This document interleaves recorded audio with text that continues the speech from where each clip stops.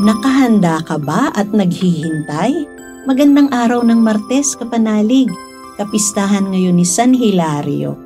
Ito po si Sister Rose Agtarap ng Daughters of St. Paul para sa mabuting balita. Tayo nang magnilay sa Ebanghelyo ayon kay San Lucas.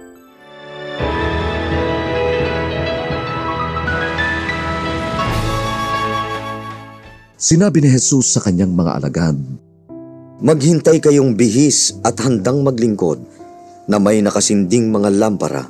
Maging tulad kayo ng mga taong naghihintay sa kanilang Panginoon.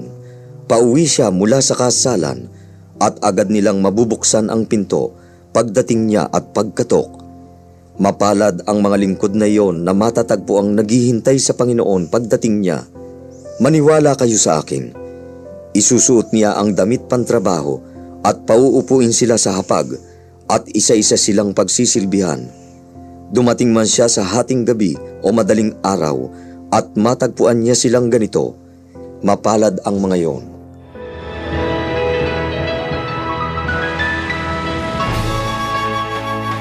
Uso ba ang pagsasyaro nung panahon ni Jesus? Na-curious lang po ako kasi sa mabuting balita ngayon, sabi ni Jesus, "Maging handa kayo at sindihan ang inyong mga ilawan. Tumulad kayo sa mga taong naghihintay sa pag-uwi ng kanilang Panginoon mula sa kasalan para pagdating niya ay mabuksan agad ang pinto. Mapalad ang mga lingkod na abutang nagbabantay pagdating ng kanilang Panginoon."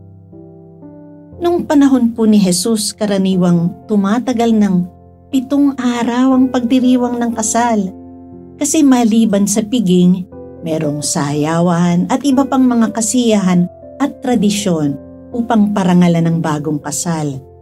Ganito yung nangyari sa kasal sa Cana sa Ebanghelyo ni Juan, kung saan naubos ang alak pagkalipas ng mahabang panahon ng pagdiriwang. Sa talinhaga ngayon, sinasabi ni Jesus na kung tapat, nakahanda at matiyagang naghihintay sa pagdating ng Panginoon ang mga lingkod, sila ang paglilingkuran niya. Maghahanda raw siya, padudulugin sila sa hapag at maglilingkod sa kanila. Hindi ba ganito rin tayong mga Pilipino? Gusto nating makatikim ang ating mga kapamilya na hindi nakadalo sa anumang handaan, kaya't nagbabalot tayo. Kaya nga po naisip ko na marami siguro siyang bring home o Sharon mula sa handaan. Pero ang kakaiba ay yung Panginoon o Amo ang maglilingkod sa mga katulong. Ihahain niya ang daladala niya sa kanyang mga lingkod, pauupuin sila sa lamesa at paglilingkuran sila. Kaya hindi po pagsasyaron ang itinuturo ng mabuting balita ngayon, kundi kailangang laging maging handa, matapat at matiyagang naghihintay sa Panginoon. Kasi araw-araw siyang dumarating sa ating buhay na may dalang pagpapala. Nakahanda ba tayong tanggapin ang mga ito? Inaasahan niya na gagamitin nating mabuti ang mga biyayang ibinibigay niya sa atin. Napakalaking responsibilidad po nito.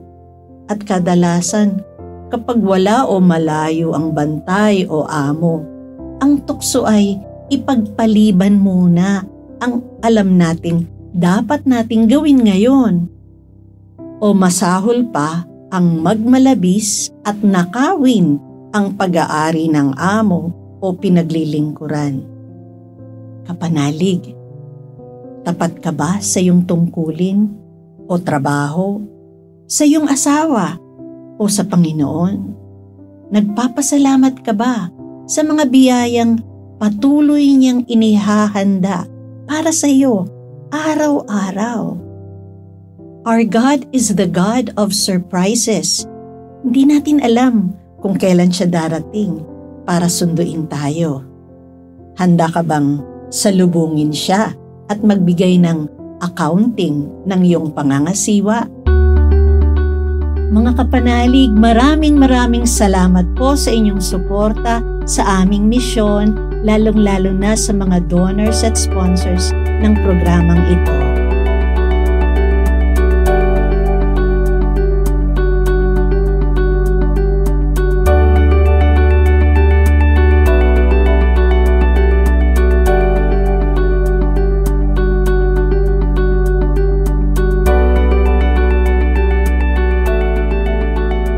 Subscribe, like, share, and follow po Lines sa aming social media accounts. Patuloy po kaming humihingi ng inyong tulong upang maipagpatuloy ang programang ito. Maaari po ninyong ipadala ang inyong love offerings at donasyon sa aming donations channels. Makakaasa po kayo na kasamang lagi ang inyong mga intensyon at kahilingan sa aming panalangin araw-araw. Ito pong muli si Sister Rose na nag-aanyaya sa inyong manalangin kasama ni San Francisco para sa kapayapaan ng ating bayan at ng buong mundo. Panginoon, gawin ninyo kaming instrumento ng inyong kapayapaan. Kung saan may pag-aalitan, hayaan ninyong maghatid kami ng pagmamahal. Kung saan may kapinsalaan, gabayan ninyo kami tungo sa pagpapatawad sa isa't isa. Kung saan may pag-aalinlangan, pagtitiwala nawa ang siya naming maiganti.